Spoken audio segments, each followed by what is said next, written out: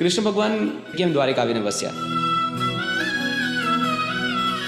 જ્યારે મથુરામાં કંસને મારી દીધો, પછી જરાસંઘે આટલી વાર જ્યારે ચઢાઈ કરી, ત્યારે ઠીક છે, દરેક વખતે મથુરાવાળાઓએ એને પાછળ તો બહાડી દીધો, પણ જરાસંઘ ખૂબ શક્તિશાળી હતો, એટલે એટેક કર્યા રાખતો હતો.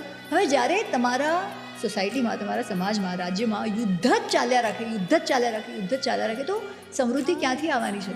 તો જ્યારે આટલી બધી વાર થાય છે, ત્યારે ત્યાં મથુરાના યાદવો કહે છે કે યાર આ કોના લીધે થાય છે? કૃષ્ણના લીધે.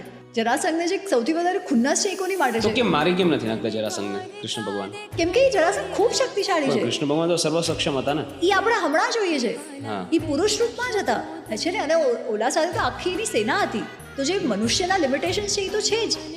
તો ત્યાંના લોકો કહેવા માંડે છે કે અરે યાર આ તો કૃષ્ણના લીધે અમારે બધા હેરાન થવું પડે છે, આમ તેમ. તો કૃષ્ણ કહે છે ઠીક છે, ઘડી એની સાથે લડવું, જ્યારે આપણે જાણીએ છીએ કે આપણે એના કરતાં વીક પોઝિશનમાં છીએ ઓવરઓલ, તો અહીંયા રહીને કંઈ ફાયદો નથી. એટલે હમણાં તો અહીંયાથી વયો જાઉં છું. એટલે એ બલરામ અને બાકી જે અમુક બીજા યાદવો છે, બધા નથી જતા, પણ ઘણા બધા એમની સાથે જાય છે.